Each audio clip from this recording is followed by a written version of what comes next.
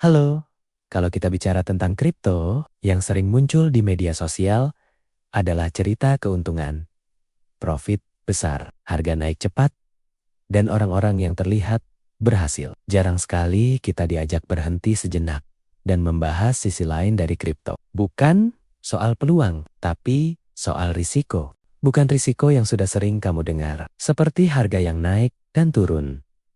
Tapi risiko yang pelan, diam-diam, dan sering tidak terasa di awal. Risiko yang tidak viral, tidak menarik untuk dijadikan konten, tapi sangat nyata dampaknya. Video ini dibuat bukan untuk menakut-nakuti, dan juga bukan untuk mengajak. Tujuannya sederhana, membantu kamu melihat kripto dengan lebih jernih. Karena dalam investasi, ketenangan seringkali lebih penting daripada keberanian. Kalau kamu sedang mempertimbangkan kripto atau sudah terlanjur masuk, video ini untuk kamu. Kita akan bahas bersama, pelan-pelan, tanpa drama.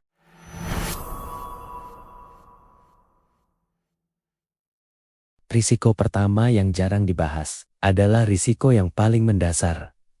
Masuk kripto tanpa kesiapan diri. Banyak orang masuk kripto bukan karena paham, tapi karena takut ketinggalan. Melihat orang lain untung, melihat grafik naik, melihat komentar penuh euforia, dan akhirnya berpikir, kayaknya aku juga harus masuk. Masalahnya, kripto bukan sekadar beli dan tunggu. Kripto menuntut keputusan, menuntut kesabaran, dan menuntut pemahaman.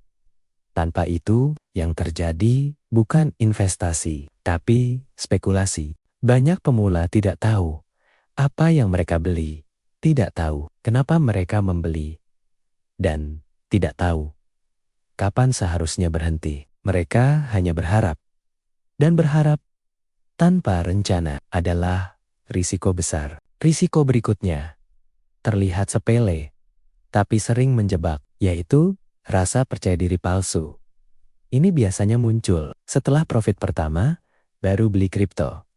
Harga naik, langsung untung. Lalu muncul pikiran, kayaknya aku jago. Padahal seringkali itu bukan karena keahlian, tapi karena market sedang naik. Rasa percaya diri ini mendorong keputusan yang lebih besar. Modal ditambah, risiko dinaikkan. Perhitungan mulai diabaikan. Dan saat market berbalik arah, semuanya terasa terlalu cepat.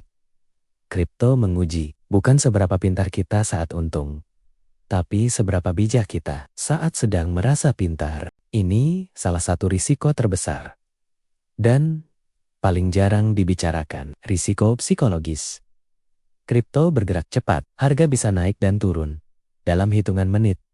Setiap pergerakan memicu emosi. Saat harga naik, muncul rasa serakah. Saat harga turun, muncul rasa takut. Saat terlambat masuk, muncul penyesalan. Saat keluar terlalu cepat, muncul rasa bersalah. Tanpa disadari, pikiran kita terus bekerja. Mengecek grafik, membuka aplikasi, mengikuti berita. Kripto tidak hanya menggerus uang, tapi juga perhatian. Dan jika tidak dikontrol, emosi ini bisa terbawa ke kehidupan sehari-hari. Sulit fokus, sulit tidur, sulit tenang. Risiko ini jarang dihitung, padahal dampaknya nyata. Kripto memberi ilusi kontrol, karena market buka 24 jam. Setiap saat kita bisa beli, setiap saat kita bisa jual. Masalahnya terlalu sering mengambil keputusan, justru meningkatkan risiko. Setiap keputusan membuka peluang kesalahan. Overtrading sering terjadi, bukan karena strategi, tapi karena emosi. Ingin membalas kerugian, ingin mengejar profit, ingin merasa aktif. Padahal dalam banyak kasus, tidak melakukan apa-apa adalah keputusan terbaik. Diam juga strategi. Kripto hidup di dunia digital. Dan dunia digital tidak selalu sempurna.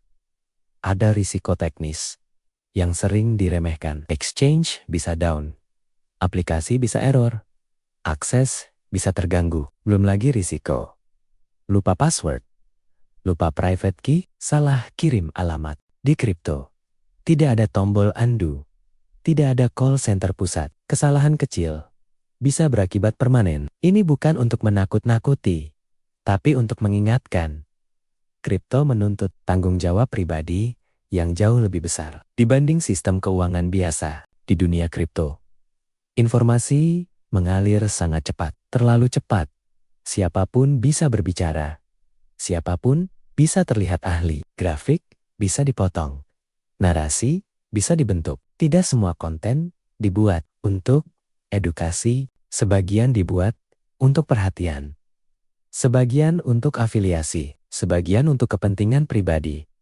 Pemula sering kesulitan membedakan mana edukasi dan mana promosi. Dan keputusan yang diambil berdasarkan informasi setengah adalah risiko besar. Kripto tidak berdiri sendiri.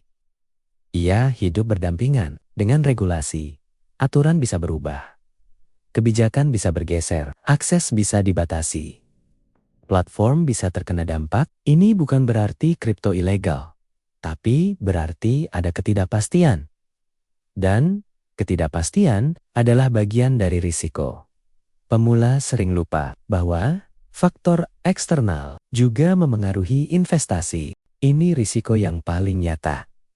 Menggunakan uang yang seharusnya aman, uang makan, uang cicilan, uang darurat. Kripto seharusnya tidak menggunakan uang ini. Tekanan psikologis akan jauh lebih besar saat harga turun. Dan keputusan yang diambil akan semakin tidak rasional. Investasi yang sehat tidak dimulai dari uang besar, tapi dari uang yang siap untuk risiko. Kripto bukan musuh. Kripto juga bukan penyelamat. Kripto hanyalah alat.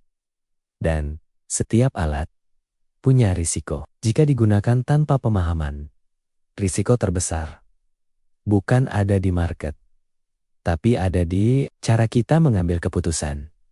Kalau kamu memilih masuk kripto, masuklah dengan sadar, dengan batasan, dengan rencana, dengan ketenangan. Dan kalau kamu memilih untuk tidak masuk, itu juga keputusan yang bijak. Karena tujuan keuangan bukan tentang cepat kaya, tapi tentang hidup yang lebih stabil dan lebih tenang. Terima kasih sudah mendengarkan sampai akhir.